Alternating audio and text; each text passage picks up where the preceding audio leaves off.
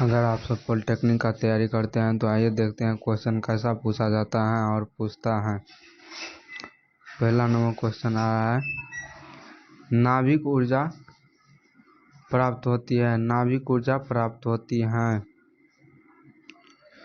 Neutron के टूटने से, बीटा कण को टूटने से, इलेक्ट्रॉन के टूटने से, प्रोटॉन के टूटने से। क्वेश्चन कहता है नाभिक ऊर्जा प्राप्त होता है। नाभिक ऊर्जा किससे प्राप्त होता है? न्यूट्रॉन के टूटने से, बीटा कण को टूटने से, इलेक्ट्रॉन के टूटने से, प्रोटॉन के टूटने से। न्यूट्रॉन के टूटने से, ऑप्शन नंबर ए। नाभिक ऊर्जा प्राप्त होता है न्यूट्रॉन के टूटने से, ऑप्शन नंबर ए। अगला क्वेश्चन,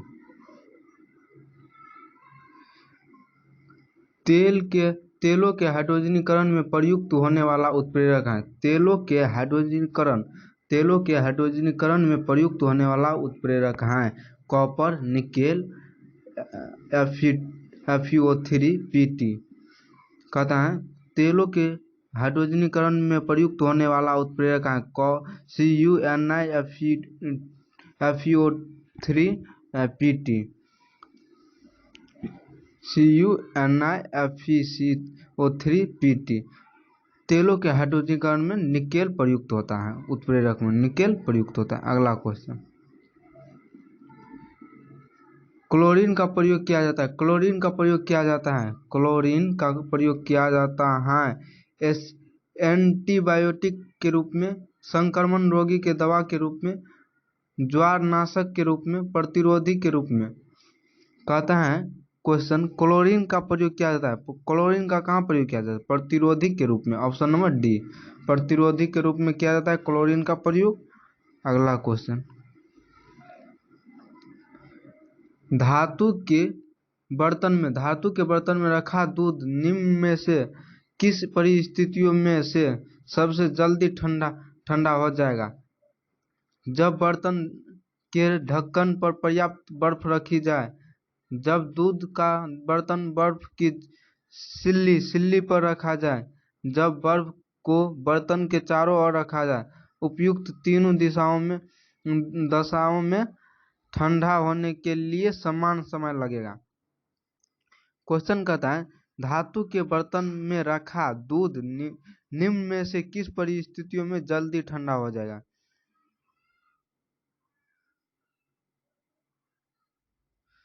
उपयुक्त तीनों दिशा में ठंडे रखने पर के लिए समय लगेगा जब बर्फ के बर्तन के चारों ओर रखा जाएगा, जब बर्फ के बर्तन को चारों ओर। Option number C. क्वेश्चन कहता है धातु के बर्तन में रखा दूध निम्न में से किस परिस्थितियों में सबसे जल्दी ठंडा हो जाएगा? गर्म रहेगा बर्तन, वो सबसे जल्दी किस साइडो रहेगा बर्फ, तब जल्दी ठंडा हो जाएगा। Option number C. अगला क्वेश्चन, लाल दवा जो कीटाणुनाशक के रूप में प्रयुक्त होती है वह है calcium hypochloride, potassium nitrate, potassium permanganate, borax. Question कहता है लाल दवा जो कीटाणुनाशक के रूप में प्रयुक्त होता है वह है calcium hypochloride, potassium nitrate, potassium permanganate, borax. Potassium permanganate. Potassium permanganate का KMnO4 होता है, KMnO4 होता है। लाल दवा का फॉर्मूला KMnO4, इसी को पोटेशियम परमैंगनेट कहते हैं। ऑप्शन नंबर सी होगा इस क्वेश्चन का राइट आंसर। अगला क्वेश्चन, हाइड्रोजन बम किस सिद्धांत पर आधारित है? हाइड्रोजन बम किस सिद्धांत पर आधारित है? नाभिक के संलयन, नाभिक के विखंडन, नाभिक के विघटन, तापीय अपघटन। हाइड्रोजन बम किस सिद्धांत पर आधारित है? क्वेश्चन कहता है हाइड्रोजन बम किस सिद्धांत पर आधारित है? नाभिक के संलयन। हाइड्रोजन बम नाभिक के संलयन। परमाणु बम किस पर आधारित है? परमाणु बम बोलो तो किस पर आधारित है? नाभिक के विखंडन पर। नाभिक के विखंडन पर परमाणु बम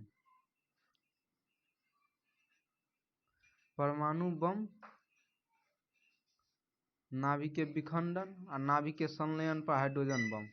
ऑप्शन नंबर ए होगा हाइड्रोजन बम का।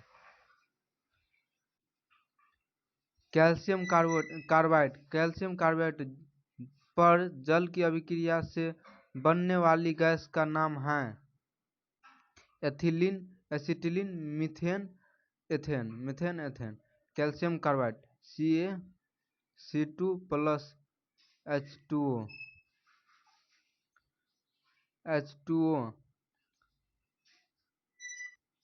तो अभिक्रिया करेगा, यहाँ पे 2 होगा तो अस्थायी CaOH का हॉल टू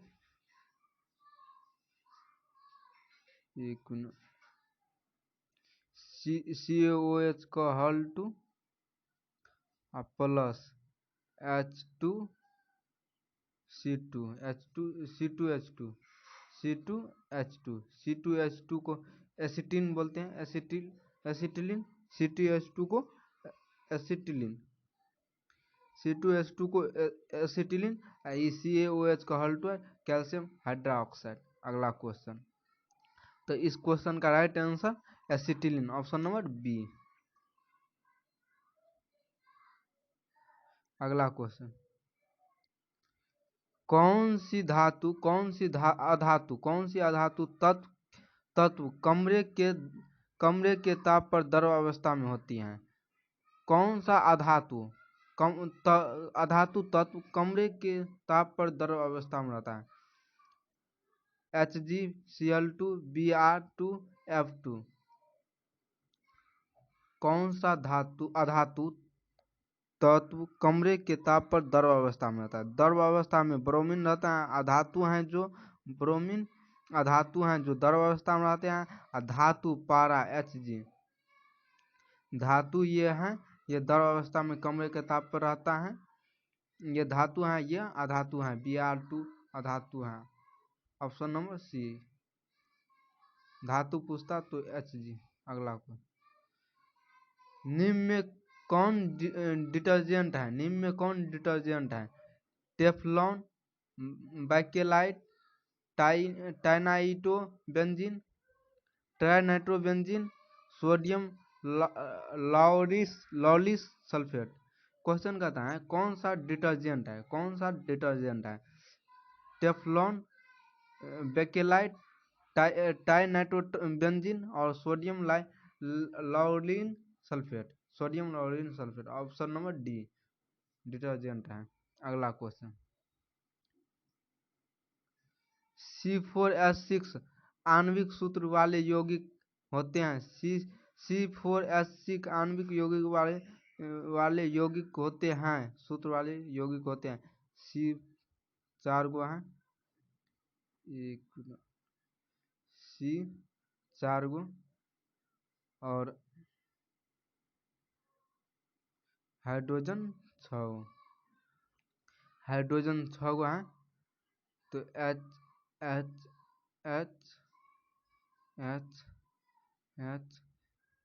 ये तो अस्थाई हो गया, ये कार्बन अस्थाई हो गया, ये भी अस्थाई हो गया, इसमें भी 4 इलेक्ट्रॉन हो गया। ये दोनों में यहाँ पे ट्रिपल बॉन्ड दे देंगे तो 3 1 4 और 3 1 4, तो ये दोनों भी अस्थाई हो गए। तो एक ट्रिपल बॉन्ड और 2 सिग्मा बॉन्ड, दो सिंगल बॉन्ड और एक ट्रिपल बॉन्ड। तो कहता है एक ट्रिपल बॉन्ड, 2 द्विबंध, एक द्विबंध। तो द्विबंध एक का 2 गो है, 2 द्विबंध है, एक ट्रिपल बॉन्ड और 2 द्विबंध। अगला क्वेश्चन, वे पदार्थ जो उत्प्रेरक की शक्ति को बढ़ा दे कहलाते हैं? उत्प्रेरक बीम, विष, उत्प्रेरक वर्धक, समांतर उत्प्रेरक, प्रेरित उत्प्रेरक। क्वेश्चन कहता है वे पदार्थ जो उत्प्रेरक की शक्ति को बढ़ा दे कहलाता है। उत्प्रेरक की शक्ति को बढ़ा दे वो कहलाता है उत्प्रेरक वर्धक। उत्प्रेरक की शक्ति को बढ़ा दे उत्प्रेरक वर्धक। उत्प्रेरक की शक्ति को बढ़ा दे उत्प्रेरक वर्धक होगा, शक्ति बढ़ाना में, और घटाना में या कम में उत्प्रेरक विष। Option number A. कम का उत्प्रेरक विष और अधिक का उत्प्रेरक वर्धक। इस क्वेश्चन का राइट ऑप्शन नंबर बी। अगला क्वेश्चन, NH3 गैस HCl की छड़ ले जाने पर निकलता है भूरा धुआं, सफेद धुआं, पीला धुआं, काला धुआं।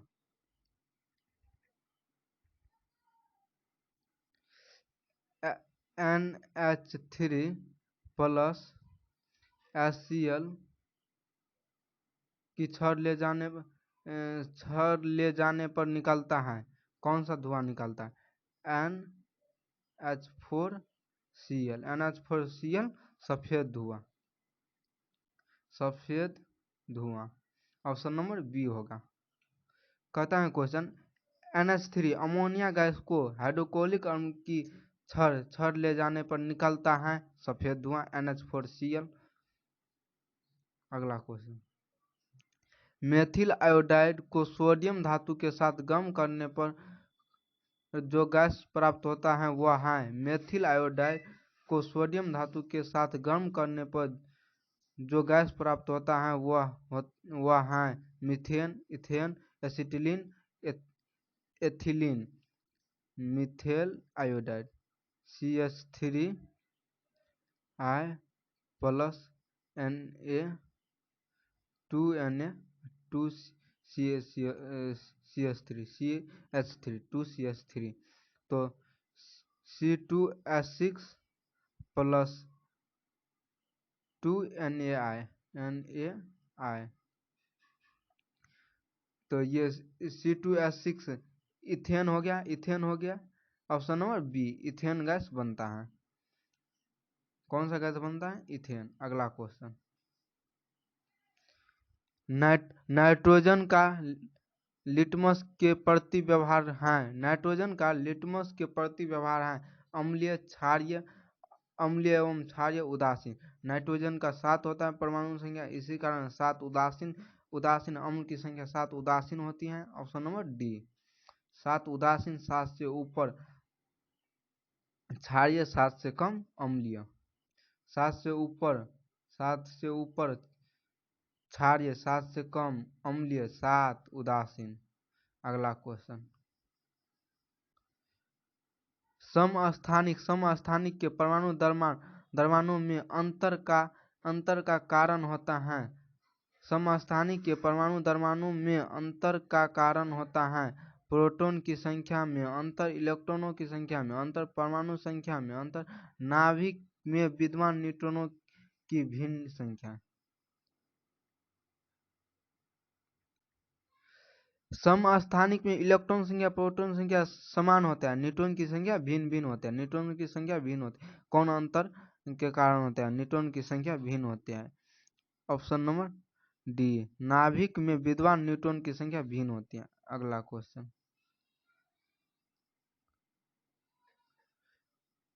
अभिक्रिया Fe प्लस CuSO4 से अभिक्रिया करके Cu प्लस FeSO4 में Cu होता है अपचयित, उपचयित, इनमें कोई नहीं। क्वेश्चन कहता है Fe प्लस CuSO4 से अभिक्रिया करके Cu प्लस FeSO4 में Cu अपचयित हो रहा है। अगला क्वेश्चन, धातु के वैद्युत शोधन में ऋणोद बनाया जाता है। शुद्ध धातु अथवा अशुद्ध धातुओं हो सकती हैं। अशुद्ध धातु से उपयुक्त में से कोई नहीं। क्वेश्चन कहता है धातु के वैद्युत शोधन में ऋणोद बनाया जाता है शुद्ध धातु से, शुद्ध एवं अशुद्ध दोनों धातु से, अधातु से, उपयुक्त में से कोई नहीं। शुद्ध धातु से बनाया जाता है। Option number A. अगला क्वेश्चन, आइंस्टीन का द्रव्यमान ऊर्जा समीकरण है। आइंस्टीन का द्रव्यमान ऊर्जा समीकरण है m बराबर EC², E बराबर mc², m बराबर CE, E बराबर mc। आइंस्टीन का द्रव्यमान संरक्षण सूत्र E बराबर mc² होता है। Option number B. अगला क्वेश्चन, पानी में अस्थायी कठोरता का कारण होता है Ca तथा Mg के बाइकार्बोनेट, NaCl, Ca तथा Mg के क्लोराइड तथा सल्फेट, किसी भी प्रकार के लवण अथवा अशुद्धियाँ। क्वेश्चन कहता है पानी में अस्थायी कठोरता के कारण होता है Mg, Ca के bicarbonate. Option number A Ca के बाइकार्बोनेट।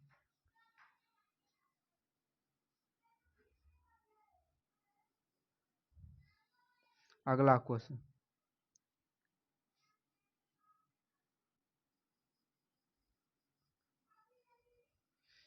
C2H